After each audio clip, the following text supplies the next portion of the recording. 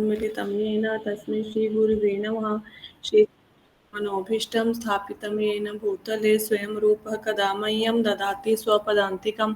वन्देऽहं श्रीगुरो श्रीयुतपदकमलं श्रीगुरून् वैष्णवांश्च श्रीरूपं साग्रजातं सहगण रघुनाथान्वितं तं सजीवं साद्वैतं सावधूतं परिजनसहितं श्रीकृष्णचैतन्यदेवं श्रीराधाकृष्णपाद सहगण ललिता श्रीविशाखान्वितांश्च। हे कृष्ण करुणा सिंधो दीनबंधो जगतपते गोपेश गोपिका कांत राधा कांत नमस्तुते। कांचन गौरांगी श्री राधे वृंदावनेश्वरी वृषभानुसुते देवी प्रणमामि ये वांछा कल्पतरुभ्यश्च कृपा सिन्धुभ्य एव च पतितानां पावनेभ्यो वैष्णवेभ्यो नमो नमः। जय श्री कृष्ण चैतन्य प्रभु नित्यानंद श्री अद्वैत गदाधर शिवासादि गौर भक्त वृंद। हरे कृष्ण कृष्ण कृष्ण हरे हरे, हरे राम राम राम हरे। नमो विष्णुपादाय कृष्णपृष्ठाय भूतले श्रीमते भक्तिवेदांत स्वामिनिति नामिने। नमस्ते सारस्वते देवे गौरवाणी प्रचारिणे निर्विशेष शून्यवादी पाश्चात्य देशतारिणे। नारायणं नमस्कृत्य नरं चैव नरोत्तमं देवीं सरस्वती व्यासं ततो जयमुदीरयेत्। नष्टप्रायेषु भद्रेषु नित्यं भागवत सेवया भगवती उत्तम श्लोके भक्तिर्भक्ति नैष्ठकी। ओम नमो भगवते वासुदेवाय, ओम नमो भगवते वासुदेवाय, ओम नमो भगवते वासुदेवाय। हरे कृष्णा। आज का सेशन शुरू करेंगे। Okay ma'am. ओके, मैं सबसे पहले स्क्रीन शेयर कर दूं, 1 मिनट।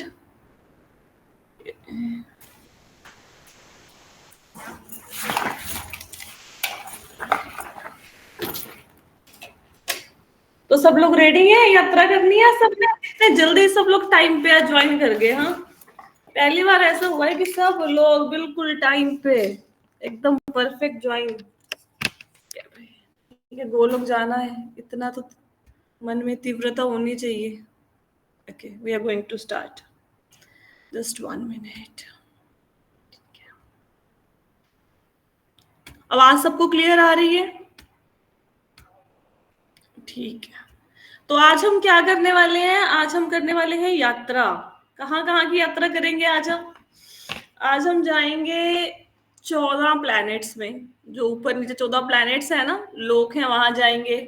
फिर हम जाएंगे, वहां से जाएंगे ब्रह्मा जी के पास, वहां से जाएंगे हम क्षीरोदक्ष विष्णु के पास, फिर गर्भोदक्ष विष्णु के पास, फिर हम जाएंगे कारणोदक्ष विष्णु के पास, फिर हम उसके आगे जाएंगे ब्रह्मांड की लेयर्स में, फिर ब्रह्म ज्योति में जाएंगे। ऐसे बहुत कुछ हम लोग बहुत कुछ करने वाले हैं आज। ठीक है, चलो let's start without wasting our time. Just 1 minute.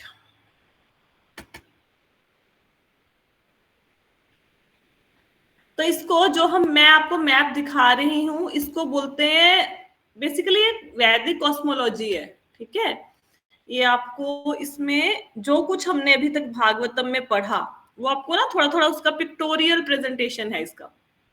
Right, तो हम लोग स्टार्ट करते हैं। हम नीचे से इस चार्ट को शुरू करेंगे। जो लोग कथा को फोन पे सुन रहे हैं उनको फोटो नहीं दिखेगा, लेकिन फिर भी मैं कोशिश करूंगी कि एक्सप्लेनेशन ऐसा करूं, ऐसे एक्सप्लेन करूं कि आप फोटो को थोड़ा मतलब समझ पाए कि क्या हो रहा है। ठीक है, चलो सबसे पहले मैंने आपको एक चीज बताई थी। ये पिक्चर नजर आ रही है सबको, ऑनलाइन वालों को? Yes yes ma'am. ये है हमारा गोलोक चार्ट। क्या है? गोलोक चार्ट। ठीक है, देखो सबसे पहले हम यहाँ पे आते हैं, यहां से समझना शुरू करते हैं इस चार्ट को। ये हमारे गर्भोदक्ष विष्णु नजर आ रहे हैं आपको? गर्भोदक्ष विष्णु, ये देखो ये वाले, है ना? हाँ जी माता जी। ठीक है, तो गर्भोदक्ष विष्णु से हम स्टार्ट करते हैं, क्योंकि आप सब लोगों को भी गर्भोदक्ष विष्णु के बारे में पता है, इसलिए मैं वहां से स्टार्ट कर रही हूँ। ठीक है, गर्भोदक्ष विष्णु कौन से विष्णु हैं? जिनके नाभि कमल से ब्रह्मा जी उत्पन्न होते हैं। ठीक है, ये गर्भोदक्ष विष्णु है, और ये गर्भोदक्ष विष्णु का नाभि कमल है। आपको नाभि नजर आ रही है? ये देखो, है ना, जैसे मेरा कर्सर जा रहा है, ये ग्रीन कलर की नाभि नजर आ रही है ना? ठीक है, राइट। तो ये गर्भोदक्ष विष्णु जी का नाभि कमल है। इससे कौन प्रकट होते हैं? ब्रह्मा जी। ब्रह्मा जी। ठीक है, अब ये गर्भोदक्ष विष्णु है, ये कहां से पता लगा? कैसे पता लगा कि ये गर्भोदक्ष विष्णु है? क्योंकि इनके चरण कौन दबा रही है? लक्ष्मी माता जी। ठीक है, और ये कहाँ पे लेटे हुए हैं? शेषनाग जी पे। शेषनाग की शैया पे। तो आपको कोई विष्णु कौन जी है, ये गर्भोदक्षयी है, कारणोदक्षयी है, क्षीरोदक्षयी है। अगर आपने जानना हो तो सबसे पहले क्या करना पड़ेगा, उसको ध्यान से देखो उस फोटो को। अगर वहां पे लक्ष्मी जी बैठी हैं और शेषनाग के शैया पे भगवान लेटे हुए हैं, इट मीन्स वो गर्भोदक्षयी विष्णु है। क्लियर हो गया? फोन वालों को समझ आ गया? ठीक है। हाँ जी। अब ये गर्भोदक्षी विष्णु कहाँ पे रहते हैं भाई? कौन से सागर में रहते हैं? क्षीर सागर। नहीं, गर्भोधक सागर में रहते हैं। ये लिखा हुआ है ना गर्भोधक सागर, देखो। हाँ, आपने नजर बोला आ रहा था। है? ठीक है। हाँ, तो हाँ। जैसे उनका नाम है वैसे ही सागर में वो रहते हैं। तो गर्भोदक्षी विष्णु कहाँ पे रहेंगे? गर्भोदक सागर में। ठीक है, क्लियर हो गया? यहां तक किसी को कुछ डाउट तो नहीं है? नहीं। अब ये गर्भोदक्षयी विष्णु के नाभि कमल से जो नाल है ये निकल रही है। क्या मानोगे उसको? कमल की डंडी, डंडी तो समझते हो ना, ये नाल निकल रही है। ठीक है। अब इस नाल के अंदर क्या है? जो 14 प्लैनेट्स हैं हमारे, 14 प्लैनेट्स। देखो हमारी धरती कौन सा प्लैनेट है बताओ? 7वां। 7वां। ठीक है। हमारे ऊपर कितने प्लैनेट हैं? 6। और नीचे कितने हैं? 7। ठीक है। अब देखो ऊपर के जो प्लैनेट, धरती है हमारी, ये 7वां प्लैनेट। ये आपको भूलोक नजर आ रहा है? अर्थ नजर आ रही है? यहाँ पे मेरा कर्सर है, यहाँ पे। हाँ जी। ठीक है। तो हम सब लोग यहाँ पे हैं। ठीक है। इसको कहते हैं मिडल प्लैनेट। देखो आइडिया तो इस चार्ट में समझने वाला इतना कुछ है कि मैं आप 10 दिन सिर्फ इस चार्ट पे लगा सकती हूँ। एग्जैक्टली एक एक शब्द को समझा सकती हूँ, क्योंकि हम लोग थोड़ा फास्ट फॉरवर्ड चल रहे हैं, तो थोड़ा थोड़ा समझ। ठीक है। ये है धरती, यहाँ पे है हम। ठीक है। और यहाँ पे इसके ऊपर, धरती के ऊपर क्या है? सबसे पहले हमारी धरती के ऊपर आता, आपने कभी गायत्री मंत्र सुना है? ओम भूर्भुवः स्वः, सुना है ना? सबने सुना है? तो हम क्या बोलते हैं? ओम भूर, भूर मतलब पृथ्वी, आप यहाँ पे हो भूर। ठीक है। फिर आप क्या बोलते हो? ओम भूर्भुवः, है ना? ओम भूर्भुवः बोलते हैं ना। ये भुवरलोक है इसके ऊपर। भुवरलोक में कौन रहते हैं? राक्षस और भूत। तो हम धरती पे रह रहे हैं, हमारे ऊपर, बहुत दूर नहीं है हमसे, ऐसे तो बहुत दूर है भाई, ऐसे तो करोड़ों मील दूर है, पर एटलीस्ट हमारे ऊपर कौन है? हमारे ऊपर है राक्षस और घोस्ट, भूत है हमारे ऊपर। ठीक है। उसको बोलते हैं भुवर लोक। क्या बोलते हैं? भुवर। हमारी पृथ्वी है भूरलोक और ऊपर है भुवर। ओम भूर भुवर, मतलब भूर मतलब पृथ्वी, भुवर मतलब राक्षसों और जो भूतों प्रेतों का वो है। ठीक है। क्लियर हुआ यहां तक? हाँ जी। किसी को नहीं समझ आया तो पूछ लो। हम धरती पे रहते हैं, हमारे ऊपर भुवर लोक है, यहाँ पे रहते हैं राक्षस और भूत रहते हैं। ठीक है। अब इसके ऊपर क्या है? इसके ऊपर है स्वर्ग। क्या है इसके ऊपर? स्वर्ग है। ठीक है। अब स्वर्ग में कौन रहते हैं बताओ? देवी देवता। देवी देवता। जो हमारे 33 करोड़, जिसको हम देवी देवता कहते हैं, 33 मिलियन देवी देवता जो है हमारे। एक्चुअली 33 कैटेगरीज हैं, लेकिन बाद में इसके ऊपर चर्चा करेंगे, आज ये टॉपिक नहीं ले सकते, वो बहुत लंबा हो जाएगा। तो इसके ऊपर है स्वर्ग। स्वर्ग में ये आपको हाथी नजर आ रहा है? हाँ जी, इंद्रदेव का हाथी। इंद्रदेव बैठे हैं और यही यहाँ पे गणेश जी बैठे हैं। ठीक है। तो स्वर्ग लोक को ही इंद्रलोक कहा जाता है। यहीं पे 33 करोड़ देवी देवता रहते हैं। ठीक है। क्लियर हुआ? हमारी धरती, धरती के ऊपर राक्षस, राक्षसों के ऊपर देवता। क्लियर यहां तक सबको? हाँ जी। फोन वालों को क्लियर हो गया? अच्छा, इसीलिए राक्षस और देवता लड़ते झगड़ते रहते हैं, क्योंकि राक्षस और देवता ना बड़े पास पास रहते हैं। तो राक्षसों को जब भी मन करता है ऊपर जाते, ऊपर जाके हमला कर देते हैं उनके ऊपर। तो इसीलिए ना फटाफट से पहुंच जाते हैं राक्षस। ठीक है। क्लियर हो गया? अब इसके ऊपर क्या है? महरलोक। महरलोक, ये देखो, ये जो महरलोक है ना, ये ऊपर 4 लोक हैं: महरलोक, जनलोक, तपलोक। महर, जन, तप। ठीक है। और उसके ऊपर है सत्यलोक। अब ये जो महरलोक है, जिन लोगों ने भागवतम की क्लासेस लगाई है रेगुलर, उनको पता है। आपको पता है ना योगी कहाँ जाता है? महरलोक जाता है, बताया था ना? क्रम मुक्ति में वर्णन किया था ना, महरलोक जाता है। हाँ जी, ठीक हाँ है। जी। फिर जब प्रलय होती है, प्रलय के टाइम पे क्या होता है कि नीचे के स्वर्ग लोक तक सारे के सारे लोग क्या होते हैं, वो जलने शुरू हो जाते हैं। प्रलय आती है तो संकर्षण भगवान शेषनाग जी के मुख से अग्नि निकलती है। वो अग्नि इतनी भयंकर होती है कि नीचे के 7 प्लेनेट जल जाएंगे और ऊपर स्वर्ग लोक तक सब कुछ जल जाएगा। ठीक है, सब स्वर्ग लोक खत्म हो जाता है प्रलय की अग्नि में। ठीक है, तो मैं थोड़ा सा बता देती हूँ, चलो क्लियर कर देती हूँ, फिर पता नहीं कभी मेरे को याद रहे ये टॉपिक ना याद रहेगी, ये बताना है आपको। 2 प्रकार का प्रलय होता है, एक आंशिक प्रलय और एक पूर्ण प्रलय। आंशिक प्रलय क्या होता है, जब ब्रह्मा जी की रात होती है तो आंशिक प्रलय होता है। ठीक है, जब ब्रह्मा जी रात को सो जाते हैं। ब्रह्मा जी की रात कितने घंटे बाद होती है, कितने सालों बाद होती है? 4 अरब 32 करोड़ साल बाद। हमारी पृथ्वी के 4 अरब 32 करोड़ साल के बाद ब्रह्मा जी की रात होती है। जब ब्रह्मा जी की रात होगी तो प्रलय हो जाएगा। वो जो प्रलय होगा उसको आंशिक प्रलय कहते हैं। आंशिक प्रलय में क्या होता है कि जो स्वर्ग लोक तक है ना, यहां तक के प्लेनेट खत्म होते हैं, लेकिन महर, जन, तप, सत्यलोक ये बच जाते हैं। क्लियर हुआ? मतलब 14 प्लेनेट है ना, 4 प्लेनेट बच जाएंगे, 9 जल जाएंगे। क्लियर हो गया? ठीक है। और हम सब लोग कहाँ चले जाएंगे? ये सारे लोग कहाँ प्रलय के बाद चले जाएंगे? ये जो गर्भोदक्ष विष्णु है ना, इनके पेट में चले जाएंगे। क्लियर हो गया? आंशिक प्रलय में हम लोग कहाँ जाते हैं? गर्भोदक्ष विष्णु के उदर में। और कितने लोग जल जाते हैं? स्वर्ग लोक के नीचे वाले लोग सारे खत्म हो जाते हैं आंशिक प्रलय में। ठीक है।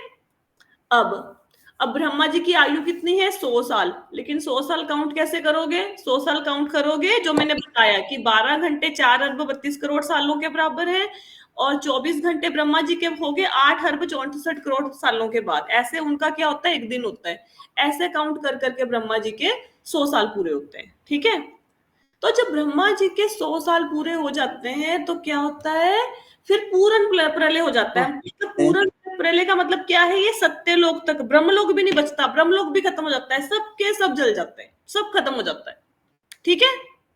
अब फिर हम कहाँ जाते हैं? फिर हम जाते हैं कारणोदक्षय विष्णु के उदर में। क्लियर हुआ?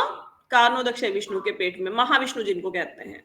माता जी, ये जो है ना, आपने जो स्वर्ग लोक, महरलोक, जनलोक, तपलोक और लास्ट में कौन सा था? सत्यलोक। इसी को ब्रह्मलोक कहते हैं। ब्रह्मलोक और सत्यलोक एक ही है। अच्छा, ये ब्रह्मा जी का निवास स्थान है सत्यलोक। ठीक है। ठीक है। फिर हुआ तो ये सारे पूर्ण प्रलय में खत्म हो जाएंगे, और अब हम गर्भोदक्ष विष्णु के पेट में नहीं जाएंगे। अब कहाँ जाएंगे? महाविष्णु के पेट में, जिनको कारणोदक्ष विष्णु कहा जाता है, उनके अंदर समा जाएंगे। क्लियर हुआ? यहां तक किसी को नहीं समझ आया तो पूछो। नहीं, क्लियर है। अब ये मैंने आपको बताए ऊपर के प्लैनेट। अब आते हैं नीचे के प्लैनेट्स पे। अब नीचे जो 7 प्लैनेट है इनको कहते हैं अतल, वीतल, सूतल, तलातल, महातल, रसातल और पताल। ठीक है। और अगर इसको याद करना हो किसी ने तो इसकी शॉर्ट फॉर्म है अवस्थ, MRP। अवस्थ, AVST, अवस्थ, MRP। A for अतल, V फॉर वीतल, S फॉर सूतल, T फॉर तलातल, और महातल, रसातल और पाताल। ठीक है। पाताल। अब ये क्लियर हुआ? अब नीचे 7 लोग हैं। अब ध्यान से सुनो। अब ये जो सूरज की रोशनी है ना, ये सूरज की रोशनी सिर्फ ये भूरलोक तक है, मतलब पृथ्वी तक है, सिर्फ पृथ्वी तक। उसके नीचे जितने भी प्लैनेट हैं, अतल, वीतल, सूतल, तलातल, महातल, रसातल, पताल, इसमें रोशनी नहीं है। क्लियर हुआ? नीचे के 7 प्लैनेट में सूर्य का प्रकाश नहीं पहुंचता, तो वहां पे फिर रोशनी कैसे होती है? यहाँ पे जो, हाँ बिल्कुल, जिन्होंने पहले भागवतम सुनी है उनको पता है। ये जो पाताल लोक है, इसको मतलब यहाँ पे ना इन प्लैनेट्स में क्या है कि सर्प रहते हैं पाताल लोक इत्यादि में। तो इनके सिर पे ना मनियां लगी हुई हैं, वो मनियों में बहुत ज्यादा चमक है। तो उनके जो नाग रहते हैं, नाग के सिर पे जो मनियां लगी हैं, उन मनियों की चमक है इन लोगों में। यहाँ पे सूर्य का प्रकाश नहीं जाता, इसीलिए जो नीचे वाले प्लैनेट्स हैं उनको थोड़ा डार्क करके दिखाया हुआ और ऊपर वालों को थोड़ा लाइट करके दिखाया हुआ है। क्लियर हो गया? यहां तक सबको समझ आया? सूरज की रोशनी कहां तक जाती है बताओ? पृथ्वी तक। पृथ्वी तक। क्लियर हो गया। अब आप सुनते हो ना कि पितृलोक है, पितृलोक है, हमें पता है क्या लगता है? पितृलोक हमारे सिर के ऊपर है। अरे नहीं भाई, पितृलोक नीचे है। जो पाताल है, पाताल के साथ ही पितृलोक है, पाताल में ही पितृलोक है, पता है? और पितृलोक के साथ ही नरक है। जहां गर्भोदक्ष विष्णु रहते हैं उनसे कुछ ही दूरी पर पितृलोक है, उनसे कुछ ही दूरी पर नरक है। ये दिख रहा है नीचे, पाताल, पितृलोक, हेलिश प्लेनेट। और बड़ा कर देते हैं थोड़ा सा। अच्छा, क्लियर हो गया? बोलो भाई, हाँ ना बोलो। जी हाँ Yes, जी हाँ yes, ma'am. Carry on, ये carry on. अब क्लियर नजर आ रहा है? पाताल लोक, पितृलोक, हेलिश प्लेनेट मतलब नरक। ठीक है, ये पास पास में है। सबसे पाताल लोक पितृलोक है ना? पाताल नहीं, पाताल लोक पितृलोक नहीं है, लेकिन पाताल लोक में पितृलोक है। अच्छा, जैसे पंजाब में लुधियाना है, लुधियाना में पंजाब नहीं है। ठीक है। तो पाताल लोक में पितृलोक भी है, पाताल लोक में नरक भी है, और ये गर्भोदक्ष विष्णु के आसपास ही है। क्लियर हुआ? यहां तक किसी को कोई डाउट है तो पूछो। तो फिर ये क्यों कहता है कि पितृ स्वर्ग में बैठे हैं या चलो वो तो अपने कर्मों की। तभी तो चार्ट दिखाया गया है भाई, तभी तो आपके मन में से ये सारे भ्रम को दूर करने के। हमें पता क्या लगता है, हमारे सिर के ऊपर पितृ बैठे हैं। अरे नहीं भाई, सिर के ऊपर पितृ नहीं बैठे। हाँ। ठीक है, तभी तो ये दिखाया जा रहा है ताकि आपको थोड़ा सा समझा दें, क्योंकि पता है देखने के बाद ना थोड़ा अच्छे से समझ आता है। ठीक है, चलो अब एक चीज देखो इस फोटो में, ध्यान से देखो। एक मिनट नीचे जाते हैं एक बार। मैंने आपको बताया था ना कि जो भगवान, ये जो ब्रह्मांड है, ब्रह्मांड को शेष नाग अपने अनंत फनों पे धारण करते हैं, सारे ब्रह्मांडों को। ठीक है, तो यहाँ पे आपको अनंत शेष नजर आ रहे हैं, ये नीचे आ रही है नजर। लॉर्ड्स ऑफ कर्षण ये दिख रहे हैं, नागों के फन नजर आ रहे हैं कितने सारे। हाँ जी मैम। ठीक है, और ये देखो जिस प्लेनेट को मैं दिखा रही हूं ना आपको, ये ब्रह्मांड को, ये एक है, एक को दिखा रही हूँ, ऐसे असंख्य हैं। जैसे मैं एक फोटो में गोला दिखा रही हूँ, ऐसे असंख्य है, अनगिनत है। देखो आपको ये नजर आ रहा है, ये वाला, ये भी है ना गोला, ये दूसरे इनके सिर पे है, ये भी गोला है, देखो जहां पे मेरा कर्सर जा रहा है। तो ऐसे अनंत ब्रह्मांड है, हर एक ब्रह्मांड में अपने गर्भोदक्ष विष्णु है, अपने ये 14 प्लैनेट, अपना सूरज है, अपने पाताल, सब कुछ अपने अपने, और यह है मतलब गिने ही नहीं जा सकते, इतने हैं। क्लियर हो गया? समझ आई? ठीक है, अब आपको पता लगेगा कृष्णा कितने महान है। हमें लगता है बस बांसुरी बजाते घूम रहे हैं वो। ठीक है, आगे देखो। अब ये जो जगत है इसको कहते हैं जड़ जगत। ये जितने प्लैनेट है ना 14 के 14, ये सारे जड़ है, इसमें कुछ नहीं रखा। ब्रह्मलोक में भी कुछ नहीं रखा, स्वर्ग में, तपलोक में, जनरलोक में, किसी में कुछ नहीं रखा। ठीक है, यहां तक हो गए प्लैनेट्स। आगे अब इन प्लैनेट्स को कौन कंट्रोल करती है? दुर्गा देवी। यहाँ पे दुर्गा देवी नजर आ रही है आपको, ये देखो। हाँ जी हाँ जी। ये दुर्गा देवी जो है, दुर्गा देवी के हाथ में है त्रिशूल। तो त्रिशूल से वो 3 तापों से हमें बेंधती रहती है। कौन से क्लेश? आध्यात्मिक, आदि दैविक, आदि भौतिक। समझाया था ना, शरीर और मन के दुख, जो दूसरे बंदे दुख देते हैं, जो देवता दुख देते हैं, वो सारे दुर्गा देवी हमें बेंधती रहती हैं। ये है दुर्गा देवी आपकी। क्लियर हो गया? अब यहाँ पे ये सारा का सारा गर्भोदक्ष, ये गर्भोदक्ष विष्णु का सारा एरिया हो गया। ठीक है, गर्भोदक्ष विष्णु। अब देखो आगे, अब क्या है इसके ऊपर, इन 14 प्लैनेट के ऊपर। अब जिन लोगों ने भागवत की क्लास नहीं लगाई उसको कुछ नहीं समझ आएगा, जिन्होंने क्लास लगाई थोड़ा समझ आएगा। एक मिनट, पहले तो इस चार्ट को बड़ा करते हैं। अगर यहाँ तक कुछ पल्ले नहीं पड़ा तो बता देना, शुरू से बता दूंगी, 10 बार भी बता दूंगी इस बात को, पर समझो अच्छे से। मुझे गुस्सा नहीं आता इन बातों पे कि बार बार पूछ रहे हो। देखो इसके ऊपर ये 14 ब्रह्मांड हो गए ना, 14 लोक, ब्रह्मांडी लोक हो गए। इनके ऊपर क्या है? इनके ऊपर परतें हैं, परतें। ये दिख रहा है, earth, water, fire, air, ether, mind, intelligence, ego, ये परतें नजर आ रही है। यहाँ पे मेरा कर्सर है, बताओ, ये मेरा एरो नजर आ रहा है आपको? ये देखो, दिख रहा है? ये जो मैंने आपको भागवतम के 2nd कैंटो के इनिशियल चैप्टर में पढ़ाया था कि हमारे 14 के लोकों के ऊपर परत है। ये धरती की परत है, धरती के ऊपर पानी की है, पानी के ऊपर आग की है, फिर वायु की है, फिर आकाश की, फिर मन, बुद्धि, अहंकार की। ये परतें हैं। कितनी परतें हो गई हैं? ये हो गई हैं 1 2 3 4 5 6 7 8, 8 परतें हैं। ये सारे ब्रह्मलोक के ऊपर परतें हैं, ब्रह्मलोक से भी ऊपर परतें हैं ये। क्लियर हुआ? ठीक है। अब इसमें से हर परत दूसरी परत से 10 गुना ज्यादा मोटी है। इसका मतलब क्या है कि अर्थ हमने कितने पढ़ा था? 50 करोड़ कितना पढ़ा था अभी, मैं खुद भूल गई। चलो मैं बता दूंगी देख के कि अगर अर्थ, सपोज अर्थ का जो एरिया है, ये ऐसा नहीं है कि यहाँ पे तो आपको छोटी सी पट्टी नजर आ रही है ना अर्थ की, ये करोड़ों में है। अगर अर्थ का एरिया 50 करोड़ है तो वाटर का एरिया कितना होगा बताओ? 500। तो फायर का एरिया कितना होगा? 5,000। एयर का? 50,000। और इधर का? 5 लाख। माइंड का? 50 लाख। 50 लाख, ठीक है। और इंटेलिजेंस का? 5 करोड़। 5 करोड़। फॉल्स ईगो का? 50 करोड़। 50 करोड़। ऐसे हर परत दूसरी परत से 10 गुना ज्यादा मोटी। किसी ने ना अपना स्पीकर ऑन कर लिया, उसको ऑफ करो। ठीक है, हर परत दूसरी परत से 10 गुना ज्यादा मोटी है। क्लियर हो गया? ठीक है। अब इसमें से अर्थ, वाटर, आपको फोन वालों को समझ आ रहा है ये सब कुछ? ठीक है, समझाया था ना पिछली क्लासों में कि परतें हैं भाई, पृथ्वी, जल, अग्नि, वायु, आकाश की परतें हैं, फिर मन, बुद्धि, अहंकार की। ठीक, लगता नहीं आज चार्ट पूरा हो गया, कोई बात नहीं, जितना होगा उतना समझाएं। अब इनमें से जो अर्थ, वाटर, फायर, एयर और ईदर है, ये सारी परतें, पृथ्वी, जल, अग्नि, वायु, आकाश, इसको कहते हैं स्थूल परतें, ग्रॉस कवरिंग्स। ठीक है, ग्रॉस कवरिंग क्यों कहते हैं, स्थूल क्यों कहते हैं? स्थूल का मतलब होता है जिस चीज को हम देख सकते हैं। आप अपने मोबाइल को देख सकते हो ना, लैपटॉप देख सकते हो, सिर के ऊपर पंखा चल रहा है देख सकते हो, दिख रहा है ना सब कुछ, है ना?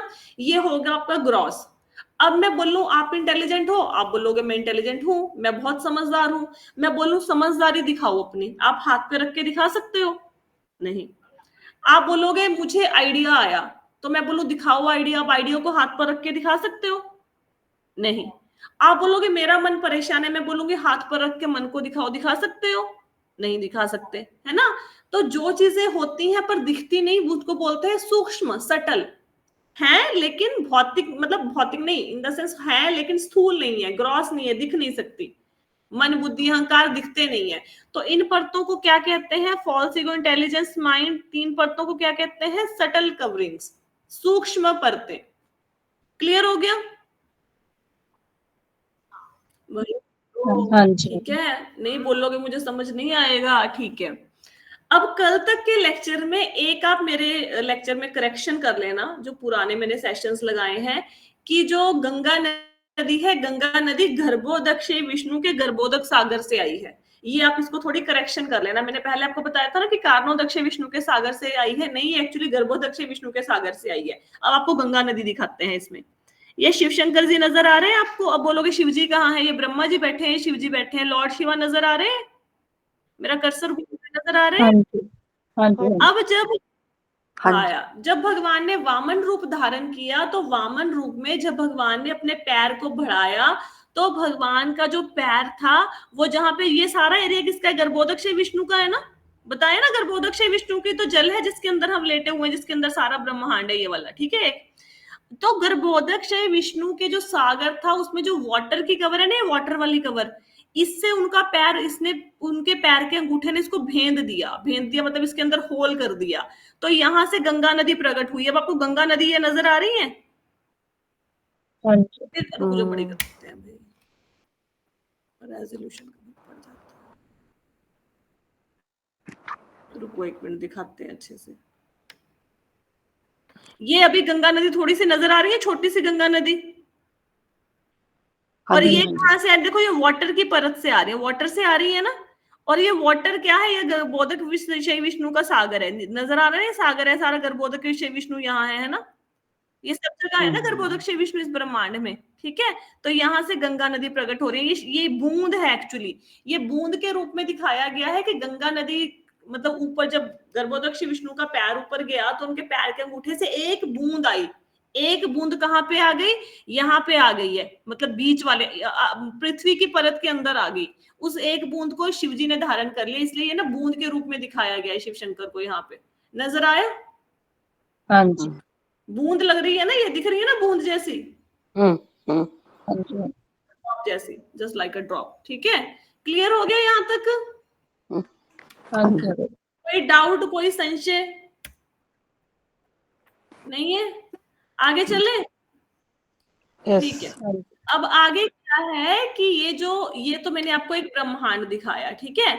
अब यहाँ पे ये शिव जी हैं, लेकिन शिव कितने हैं टोटल, बताओ संख्या में शिव कितने हैं? आपने बताया था क्या बताया? 21 क्या बता रहे हैं लोग, कितने हैं शिव? 21 रुद्र थे। 11। रुद्र कितने हैं? 11। ठीक है, तो ये रुद्र वाला रूप है शिव का, ठीक है। ये रुद्र का रूप है शिव का, लॉर्ड शिवा जो है, ठीक है। ये हो गया हमारा यूनिवर्स। यूनिवर्स समझ में आ गया सबको? हालांकि इसमें समझने के लिए और बहुत सारी चीजें हैं, लेकिन फिर बहुत लंबी क्लास हो जाएगी। मतलब कितने शिव बताए? 11। अच्छा, 11 रुद्र है और 11 ही उनकी पत्नियां हैं। हर एक रुद्र का नाम अलग है, हर एक रुद्र की पत्नी का नाम अलग है, ठीक है। क्लियर हो गया? चलो अब आगे चले। अपने अपने 14 लोगों की यात्रा कर ली आपने, ठीक है। एक्चुअली में तो थोड़ी बहुत यात्रा ही है, जब भागवतम पढ़ोगे फिर एक एक प्लैनेट के अंदर जाएंगे। आपको पता है भागवतम में क्या होता है? आगे जाके एक एक लोक में जाते हैं। अतर लोक में कौन लोग रहते हैं, उनके पास क्या क्या सामान है, वो किस देवता की पूजा करते हैं, वहां पे कौन सा राजा है, उनके घर कैसे बने हुए। इतना सुंदर वर्णन है ना, इतना मजा आ जाता है ना उसको पढ़ के, ऐसा लगता है वहीं पे बैठे हो। बताया ना कितनी बार तो बताया। स्वर्गलोक का तो कई बार बता ही चुकी हूँ ना मैं आपको। स्वर्गलोक में कितना है, जामुन का फल कितना बड़ा होता है स्वर्गलोक में, बताओ जामुन का फल कितना बड़ा होता है स्वर्गलोक में? तरबूज जितना नहीं भाई, क्या तरबूज जितना? जामुन का एक जामुन जो हमारे यहाँ पे छोटा सा है ना, हमारी फिंगर से भी आधा जामुन है। स्वर्गलोक में जो जामुन है वो होता है कितना, एक हाथी जितना बड़ा होता है जामुन। तो वो हाथी भी नहीं, सॉरी, एक पहाड़ जितना बड़ा होता है। और फिर वो जामुन जब नीचे गिरता है ना, तो उसमें से ना जल बहता है जल नहीं मतलब रस बहता है, उससे सोना बनता है आगे।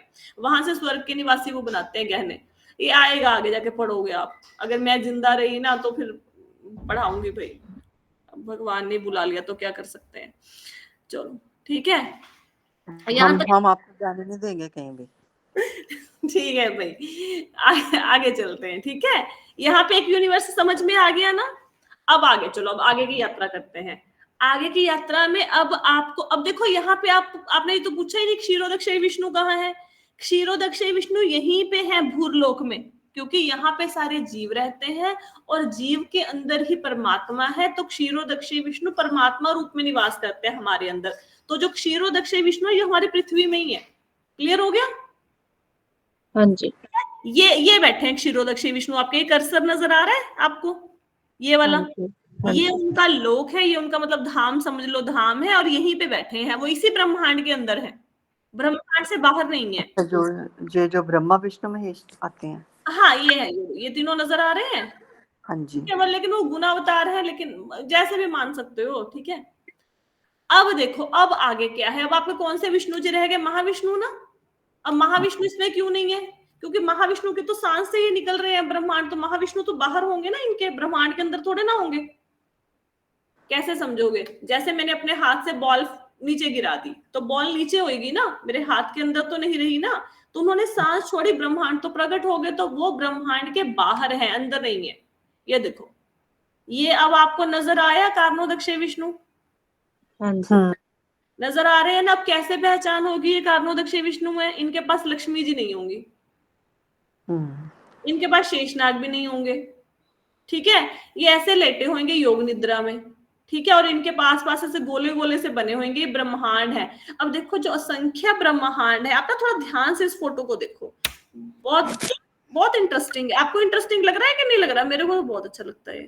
हाँ, ये बहुत मजा आ रहा है, बहुत अच्छा लग देखो अब ये ना, मैंने अच्छा लग रहा है। तो ये देखो, ये जो कारणोदक्षय विष्णु है, इनके ना आसपास कितने सारे गोले हैं, गोले गोले नजर आ रहे हैं ये क्या गोले गोले, ये ब्रह्मांड है। और आपने देखा हर एक ब्रह्मांड के अंदर विष्णु जी है और उनके आगे कमल नाल है, ब्रह्मा जी हैं। नजर आ रहे हैं अभी अपने अपने ब्रह्मा जी नजर आते हैं ना।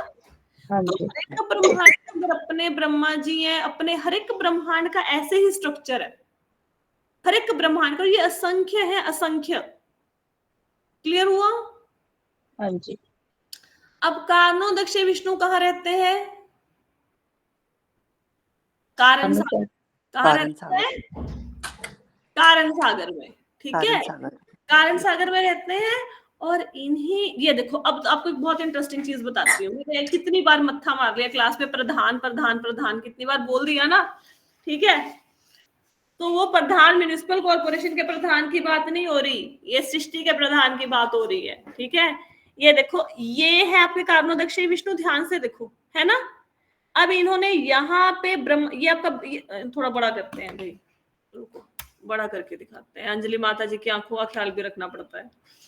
एक मिनट, ये हो गए बड़े। ये आपको कारणोदक्ष विष्णु नजर आ रहे हैं अच्छे से अब? ठीक है, अब कारणोदक्ष विष्णु ने दृष्टिपात किया किसके ऊपर? ब्रह्मांड के ऊपर दृष्टिपात किया ना, इसके ऊपर। ये देखो नजर आ रही है, रे नजर आ रही है ये। ठीक है, तो क्या हुआ, ये देखो क्या लिखा है, the glance of Mahavishnu impregnates the universe with the jivas and kalas. समझ आई कि कारणोदक्ष विष्णु ने अपने दृष्टिपात से प्रकृति को प्रेग्नेंट कर दिया। ये देखो, जीव और काल शक्ति को डाल दिया इस ब्रह्मांड के अंदर। ब्रह्मांड तो जड़ है, ब्रह्मांड में तो कोई जीवन नहीं है, कुछ नहीं है। तो कारणोदक्ष विष्णु ने इसको देखा, ब्रह्मांड को। दृष्टिपात करना मतलब देखा, इनको हल्का सा देखा। इससे क्या हो गया, इसके अंदर जीव आ गए, जीव शक्ति और काल शक्ति से इसको प्रकृति को प्रेग्नेंट कर दिया। ठीक है, इम्प्रेग्नेंट कर दिया। क्लियर हुआ? हाँ जी। जिसको नहीं समझ आया वो पूछ सकते हैं। ठीक है, प्रधान समझ आ गया? यहाँ पे कैसे हम लोग आते हैं, समझ आ गया? फोन वालों को समझ आ गया? ठीक है, अब आगे चलते हैं, आगे चले। ठीक है, हाँ जी, हाँ। अब आपको यात्रा करवानी है फटाफट से। ये हो गए आपके, ये कारणोदक्ष विष्णु कहाँ है? ये कारणोदक्ष विष्णु ब्रह्मांड के बाहर है। ये है हम सारे, शेषनाग जी, उसके ऊपर 14 प्लैनेट, उसके ऊपर परतें, परतों के ऊपर ये आ गया कारणोदक्ष विष्णु। और यहीं पे विरजा नदी है, विरजा नदी। विरजा नदी की स्टोरी भी किसी दिन फिर सुनाऊंगी, अभी बहुत लेट हो जाएगा। विरजा नदी, ठीक है, समझ आया? अब आगे चलते हैं। अब इसके आगे क्या है? इसके आगे है ब्रह्म ज्योति। ये देखो, ये ब्रह्म ज्योति नजर आ रही है? लिखो, मैं आपको कई बार मैंने समझाया, ब्रह्म, परमात्मा और भगवान। ब्रह्म कौन होते हैं? भगवान के शरीर से निकलने वाली किरणें। परमात्मा कौन है? परमात्मा हमारे हृदय में निवास करते हैं, क्षीरोदक्ष विष्णु। भगवान कौन है? भगवान के भी दर्शन होंगे। तो ये भगवान के शरीर से जो निकलने वाली किरणें हैं, इसको ब्रह्म ज्योति कहते हैं। ये ऊपर सब जगह फैली हुई है, देखो सब जगह ब्रह्म ज्योति है। देखो, जितने भी योगी और ज्ञानी हैं जो निरंकार को पूजा करते हैं, निराकार को भजते हैं, वो यहाँ पे आके रुक जाते हैं, उनकी जर्नी बस यहाँ पे आके खत्म, इसके आगे नहीं जा पाएंगे वो। क्लियर हो गया? बोलो भाई, पता लग गया ब्रह्म ज्योति? हाँ जी। ये कारण सागर के ऊपर है ब्रह्म ज्योति। ठीक है, कारण सागर के ऊपर ब्रह्म ज्योति है। अब कहाँ चलेंगे? कैलाश चलेंगे सब लोग? चलो कैलाश चलते हैं। अब ये ब्रह्म ज्योति के ऊपर ये कैलाश है, यहाँ पे सदाशिव निवास करते हैं। नजर आ रहे हैं सदाशिव? अब आप बोलोगे माता जी, एक नीचे शिव थे, एक ऊपर शिव है, तो शिव कितने? 11 है। ये सदाशिव है, ये मेन शिवा है। ठीक है, मैंने पूछना ही था। हाँ, मुझे पता था, दिमाग में था कि दुर्गा देवी इधर है, शिव जी। ठीक है, तो ये शिव है, मैंने बताया ना 11 संख्या में, तो ये सदा शिव है, मतलब बड़े वाले शिव समझ लो यार। कैसे समझोगे कि वो है, मतलब मेन शिवा, राइट? ठीक है, ये शिवा है, ये पार्वती जी के साथ रहते हैं यहाँ पे कैलाश में। हमें पता क्या लगता है? कैलाश में पहाड़ होंगे, वहां पे बर्फ गिरी पड़ी होगी, वहां बर्फ के ऊपर भगवान बैठे होंगे। कैलाश इज सो ब्यूटीफुल, इतना सुंदर कैलाश है। जब भागवतम में पढ़ोगे ना, मतलब कैलाश की सीढ़ियों का वर्णन पढ़ो आप, क्या अद्भुत सीढ़ियां हैं कैलाश की। कैलाश के जंगलों को पढ़ो, कैलाश के झरने, कैलाश में लोग, मतलब इतना सुंदर है ना कैलाश। और उसकी ऐसे नहीं सीढ़ियां सीमेंट रेते बजरी से नहीं बनी हुई है, मनियों से बनी हुई है वहां की सीढ़ियां। तो कैलाश बहुत भव्य है कैलाश। ठीक है, ये आएगा आगे जाके, ये भी पढ़ोगे आप। यहाँ पे सदाशिव निवास करते हैं पार्वती देवी के साथ। क्लियर हुआ? आगे चले, कैलाश देख लिया, अब इसके आगे चले। ठीक है, इसके आगे क्या है? इससे आगे शुरू हो जाते हैं ऐश्वर्य धाम। कौन से शुरू हो जाते हैं? ऐश्वर्य धाम। मतलब जितना देखो, जितना स्वर्ग में ऐश्वर्य है कुछ भी नहीं। पहले तो हम तो स्वर्ग ही नहीं सोच पा रहे हैं भाई, हम स्वर्ग में जामुन ही नहीं सोच पा रहे, इतने बड़े कोई जामुन होता होगा, उससे सोना निकलता होगा, अब आगे का कहां से सोचे। अब यहाँ से ऐश्वर्य भगवान का शुरू होता है। ब्रह्म ज्योति को पार कर गए, कैलाश को पार कर गए, अब ऐश्वर्य धाम में सबसे पहले कौन आएंगे आपके? अब जिन लोगों ने भागवतम की क्लास लगाई है उनको पता है सेकंड चतुर्व्यूह। सेकंड चतुर्व्यूह पढ़ाया था ना? कौन था दूसरे चतुर्व्यूह में? कौन कौन थे बताओ? वासुदेव, संकर्षण और प्रद्युम्न और अनिरुद्ध। ठीक है, अब समझ आया कि संकर्षण से कैसे आए कार्णोदक्षय विष्णु? अब समझ आ रहा है? अब समझ आया, ये वाले संकर्षण इससे आ रहे हैं कार्णोदक्षय विष्णु। ठीक है ये यहाँ पे रहते हैं, ये ऐश्वर्य धाम में, ये कैलाश के ऊपर ऐश्वर्य धाम शुरू हो गया, बहुत सारी उसकी परतें हैं। फिर यहाँ पे, अच्छा पहले ऐश्वर्य धाम को छोड़ो, इस इधर देखो ऐश्वर्य धाम में, ये आपको एक मिनट छोटा करते हैं और दिखाते हैं। आज तो कहाँ पूरा होगा ये, कल भी करना पड़ेगा। चलो ठीक है, दिखाते हैं।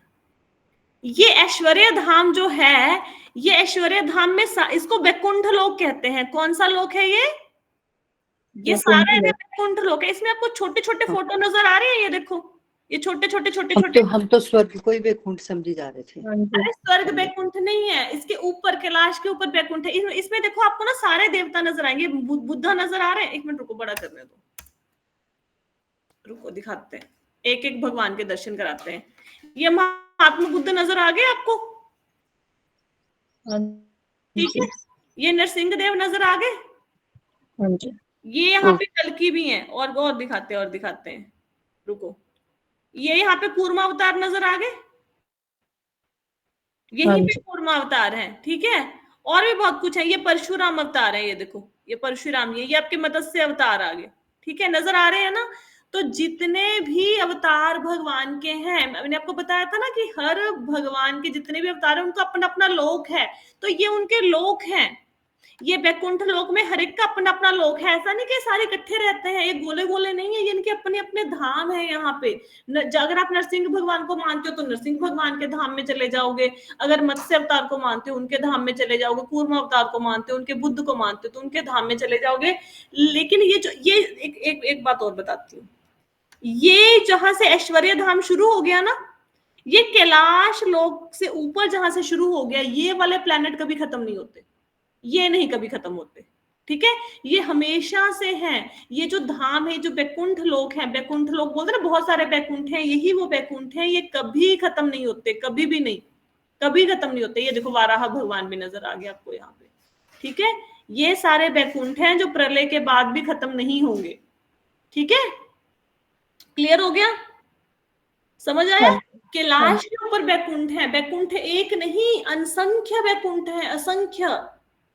और वहां पे वहां पे असंख्य लोग रहते हैं अपने अपने धाम में, जिसको वो मानते हैं वहां पे। ठीक है, क्लियर हो गया? एक बार रिपीट करवा दूं?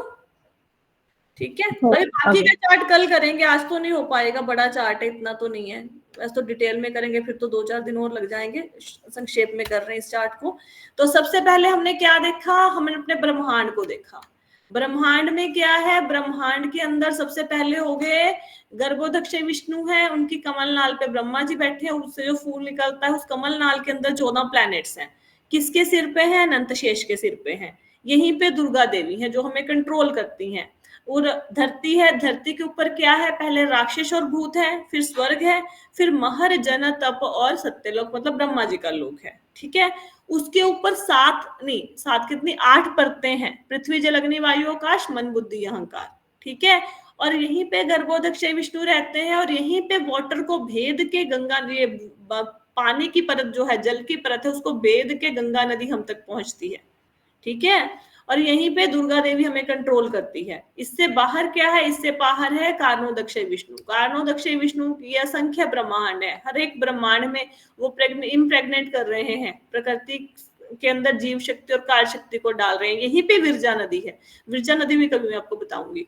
इसी के ऊपर है ब्रह्म ज्योति, जो योगी है ज्ञानी है ब्रह्म ज्योति तक पहुंचेंगे।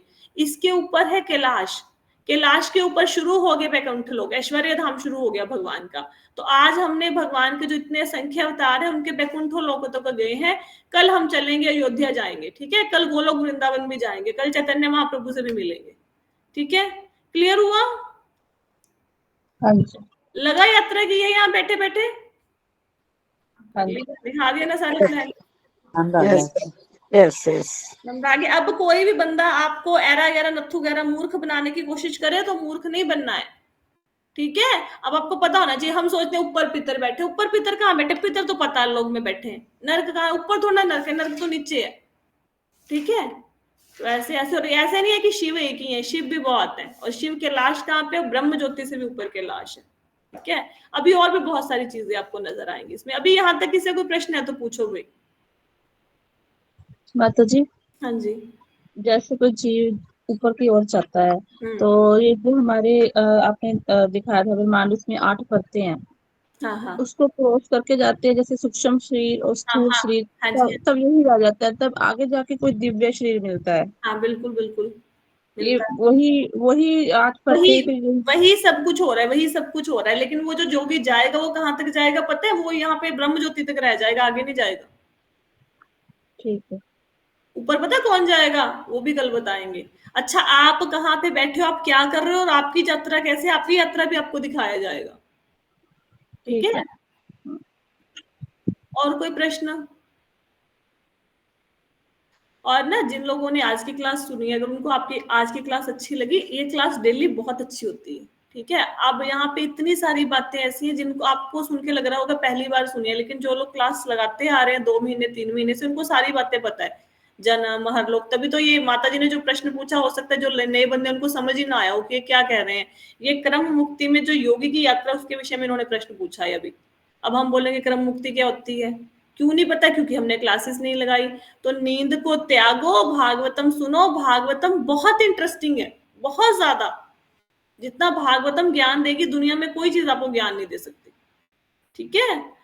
तो बाकी की यात्रा हम कल करेंगे। कल जाएंगे हम अयोध्या धाम में, कल हम जाएंगे भगवान कृष्ण से मिलने, कल हम चैतन्य महाप्रभु से मिलेंगे, कल हम जितने अब हमारे व्यूह हैं, मतलब ये है ना, संकर्षण, बलराम जी से मिलेंगे, राधा रानी जी से भी मिलेंगे कल हम, ठीक है। कल सारी यात्रा बाकी की करेंगे। कोई प्रश्न तो नहीं है किसी और का? नहीं मतलब। ठीक है जी। Thank you so much everyone for joining the session. Hare Krishna. Hare Krishna. Hare Krishna.